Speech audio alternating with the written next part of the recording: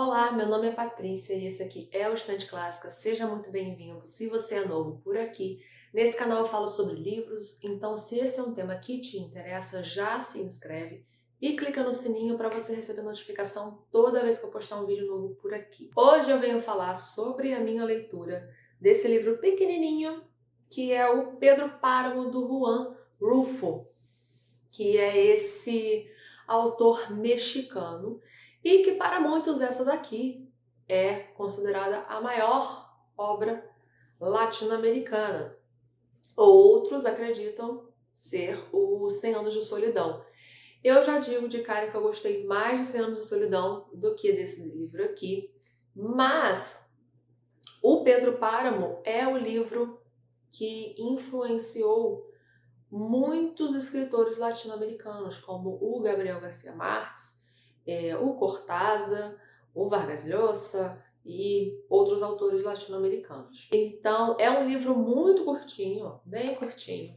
Ele tem 175 páginas aqui nessa edição da José Olímpio, mas aqui a história começa na página 23, então a gente tem um prefácio e uma nota do tradutor. Inclusive, tá, já digo logo de cara, se você tem essa versão aqui, não leia o prefácio, tá bom? Esse prefácio é escrito pelo Eric Nepomucemo, né, foi o Eric que fez a tradução desse livro aqui, e ele também, né, é um tradutor aí de várias obras latinas, ele era o tradutor do Gabriel Garcia Marques.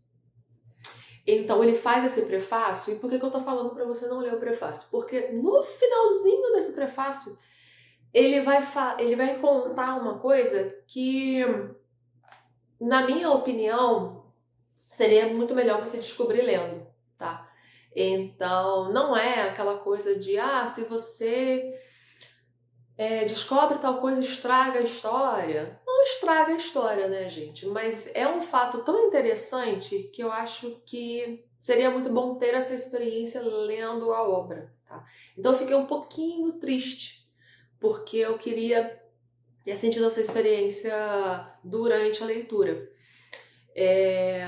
Poderia não ter lido o prefácio, eu poderia. Mas assim, eu não me importo muito, eu faço muito isso com os livros da Penguin, por exemplo, que a gente sabe que nos textos de introdução, né, acaba sempre tendo spoilers da história. Mas eu não me importo, assim, eu não me incomodo nos livros da Penguin, eu leio, não tenho problema, e continuo lendo a história. Mas no Pedro Páramo, eu achei tão interessante que eu gostaria de sentir, né, essa reação, ver qual seria a minha reação ao descobrir o que acontece, né, esse fato. E esse fato é algo que acontece no meio da história, não é logo de início, né? Então, assim, já digo para você, não leia o prefácio. E o que a gente vai acompanhar aqui nessa história, que é muito curtinha? A gente tem uma história que se passa numa cidade chamada Comala. E essa cidade, ela fica no meio do nada. No meio do nada.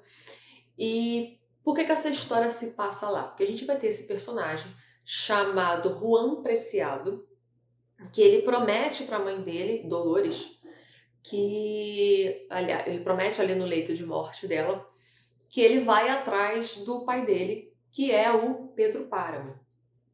A mãe dele, né, faz ele prometer que ele vai atrás do pai para exigir, né, segundo ela, para exigir tudo o que é devido, né, tudo o que ele deveria ter dado para eles, porque segundo ela, o Pedro Páramo nunca deu o que tinha que ter dado e deixou os dois no esquecimento. E aí, gente, quando ele chega, né, até Comala, quando ele chega em Comala, a gente entende, né, junto com o personagem, que aquela cidade é uma cidade fantasma, né?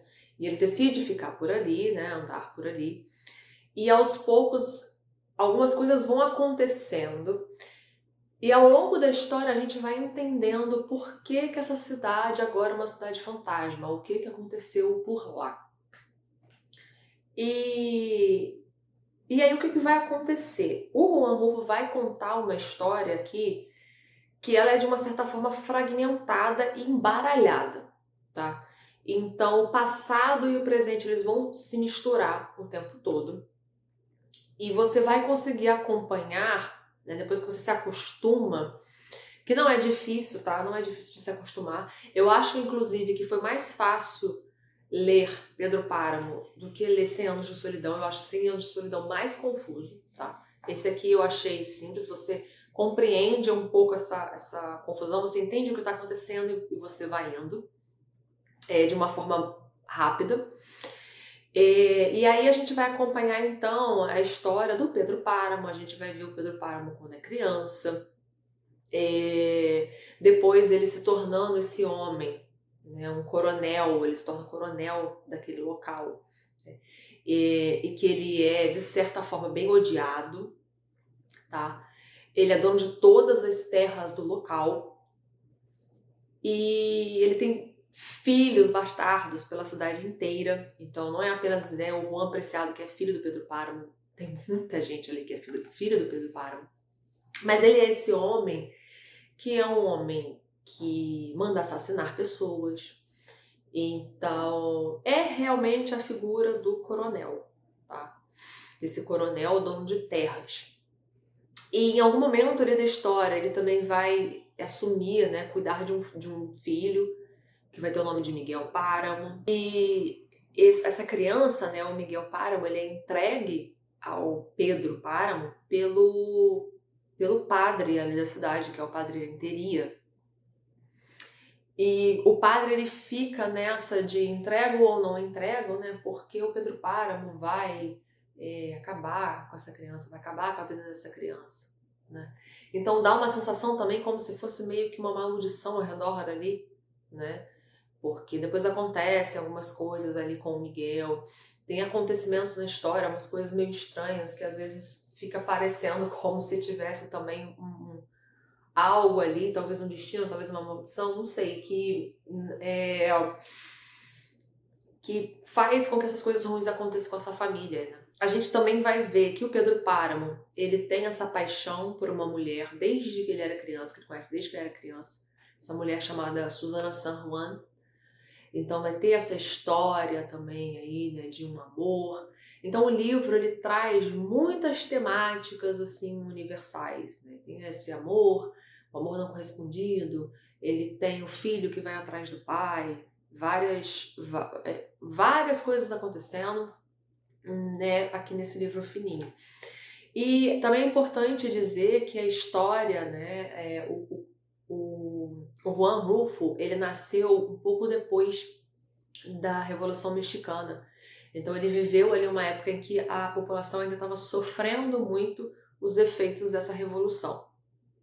Então aqui no livro a gente vai ver também, né, esse pano de fundo que é a Revolução Mexicana. E o que é muito interessante também acompanhar aqui nesse livro é a forma como o Juan escreve. Como eu falei, a história ela é toda embaralhada, tá? Então ela é bem fragmentada, uma hora é passada, uma hora é presente, às vezes tudo misturado. Mas ele usa uma escrita muito simples, porque ele resolve fazer aqui uma escrita que ela é baseada, né, na oralidade. Então na forma como as pessoas falam no dia a dia, como as pessoas contam histórias, né? Então é uma fala realmente muito simples. E eu gosto muito de ler histórias assim, que são escritas dessa forma, porque eu sinto que eu vejo uma pessoa de verdade ali, uma história sendo contada de verdade. Eu sou uma pessoa que eu nasci, cresci, né? Fui criada no interior.